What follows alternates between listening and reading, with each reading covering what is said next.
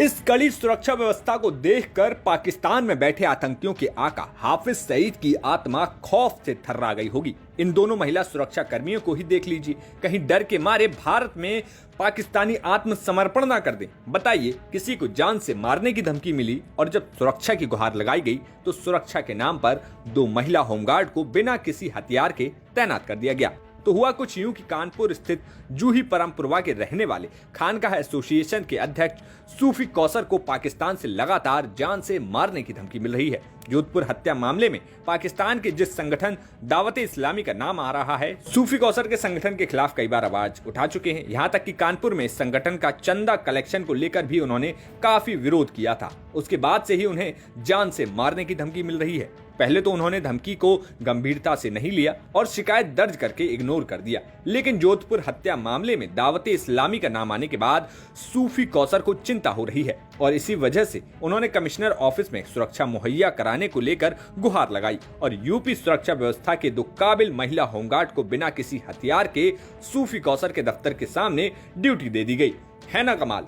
अभी 10 बजे के बाद 2 महिला पुलिसकर्मी हमारे घर के बाहर बैठे हुए हैं। क्यों बैठे हुए हैं, किस मकसद के लिए बैठे हुए हैं, किसी को कुछ नहीं पता और कहां से आए हैं इसकी मुझे जानकारी नहीं, किस लिए आए हैं कोई मुझे जानकारी नहीं दी गई है।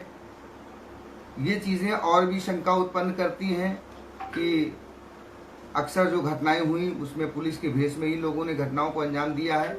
मुझे इस तरह की किसी भी तरह की कोई जानकारी नहीं है कि ये लोग किस मकसद किस उद्देश्य के तहत आए हैं। मुझे कोई लिखित सूचना नहीं दी गई है, कोई आधिकारिक सूचना नहीं दी गई है। जबकि इस प्रकार का कहीं किसी के साथ कोई सुरक्षा दी जाती है तो उसके संबंध में उसको बताया जाता है कि किसी के दरवाजे अगर कोई पुलिस वालों को बिठाया जाता है तो उसको सूचना दी जाती है। मुझे इसी तरह की कोई सूचना नहीं दी गई है और कौन किस वक्त आता है किस वक्त चला जाता है।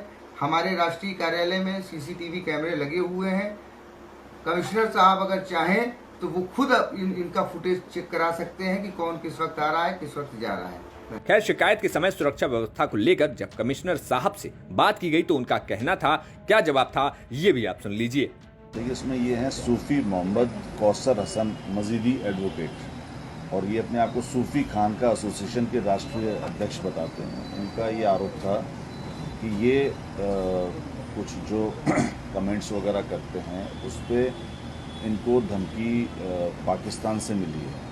उन्होंने एक तहरीर दी थी थाना जूही पर जिस पर हमने मुकदमा पंजीकृत कराया है और वो जो नंबर इनके द्वारा नोट कराए वो हमने साइबर सेल को दिए हैं। उसके माध्यम से हम लोग आइडेंटिफाई करने की कोशिश कर रहे हैं कि ये नंबर किसके हैं, कहाँ से हैं और जो जांच के अंदर जिस तरीके से जो भी चीज़ आएगी उस हिसाब से कार्रवाई की जाएगी। इनके द्वारा सुरक्षा की मांग की गई थी तो हमने इनके घर के बाहर 2 पुलिसकर्मी लगा दिए जिससे इनको कोई खतरा महसूस न हो। बाकी पूरे प्रकरण की हम लोग जांच करवा रहे हैं। कानपुर से रंजन सिंह की रिपोर्ट, यूपी तक।